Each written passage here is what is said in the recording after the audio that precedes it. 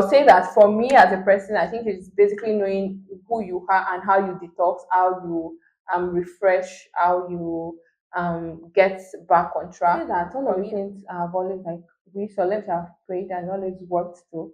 That anytime I'm leaving a place, I'm feeling that thing. Please have a good vision for yourself.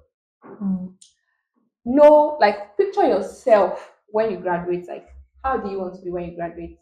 For me, I had that picture and it was so strong. And so I was always, that vision was just always before me. So, irrespective of what I was going through, I didn't really like let it weigh me down.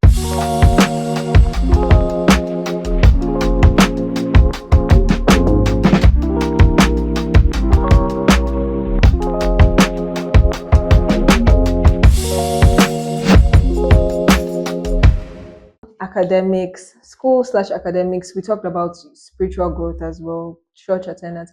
I wanted to ask you about how you were able to manage all that with your social life.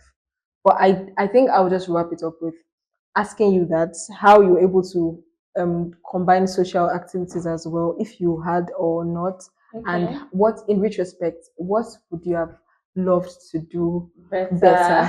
Yeah. Okay, so if I was able to do other social activities, I mean, at the time I was involved in sports. Yeah, wow. Yeah. I mean, when I was in part 3, I remember then that I had a group of friends who would go like to jog together and all of that. Then in part 4, so when I was like away from a language immersion program, so I mean at the time I was learning taekwondo, so I was going to right. Wow. And then I would like always like jog around and all of that. And Wow. then in part 5 I started BB basketball, right? Yeah, that I paused because I had a leg injury at a particular time. So I mean, I did that, and then you would always see me go for conferences. Yes. So personally, I would always like go for conferences. I was not a party person. I did not like even for my FIB stuff. So I didn't like go for parties. So I'm not really the party type. But I would say that for me as a person, I think it's basically knowing who you are and how you detox, how you refresh, how you get back on track. For me, I love to like do my heart works when I'm down, and they're just like sort of encouragement. Shout out to you.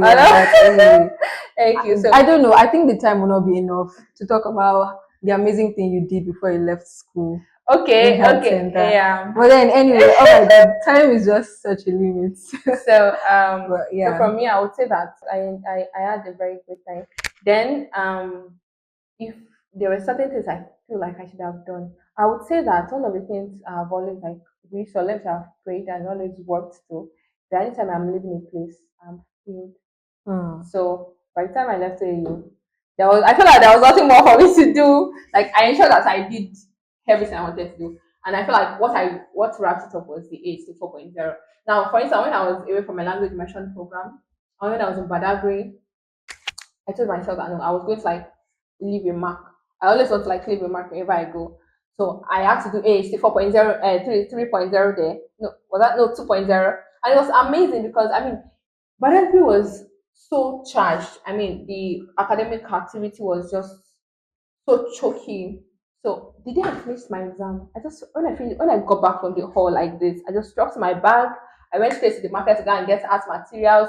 That same night, I started making the artwork. Like, I was already like, I was already like reading over and over. But that's when I see the overnight, like, and I think one of my classmates said, "Wait, you just read that last day, you're still doing like overnight for artwork." And so I finished, I think was that Thursday? I think on Thursday, and then we had the outreach on Monday.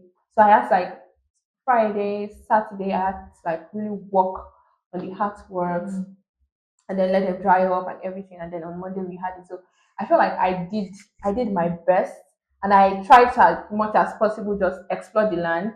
I couldn't like go for excursion during the period, but that same Saturday, that Saturday, I went that Saturday before I left.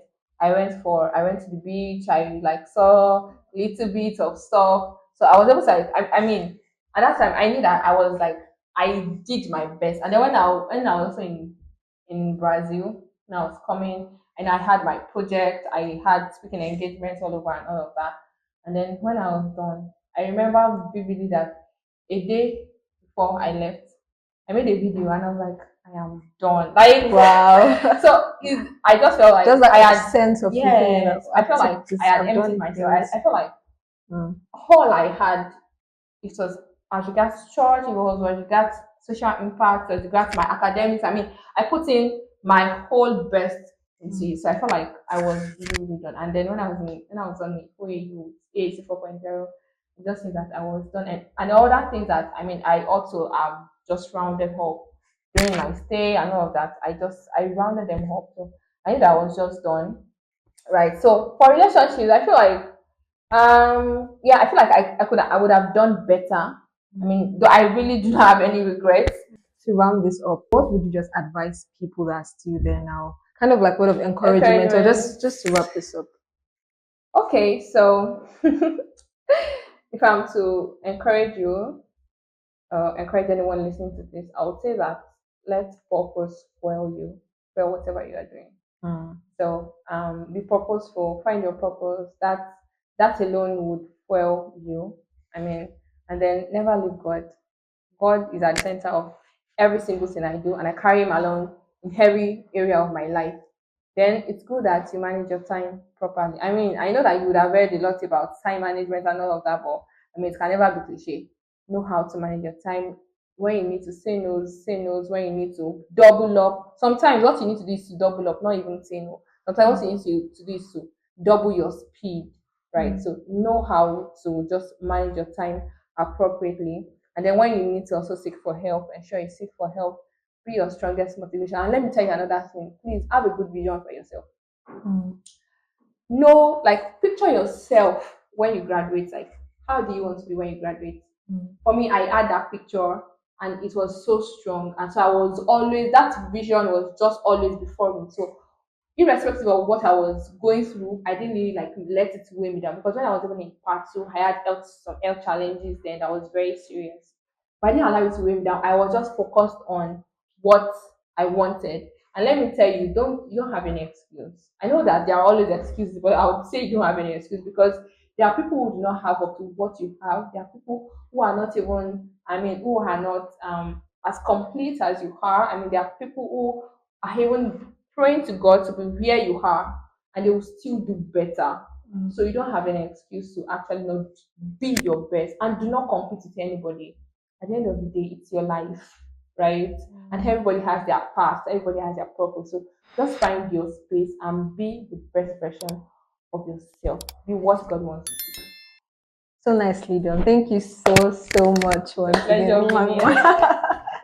It's a pleasure Thank you being so here, much. actually, and Yeah, well done on the show. thank you so I had much. a great time I here. did too. Thank you. So, see you guys when I see you. Bye. Over.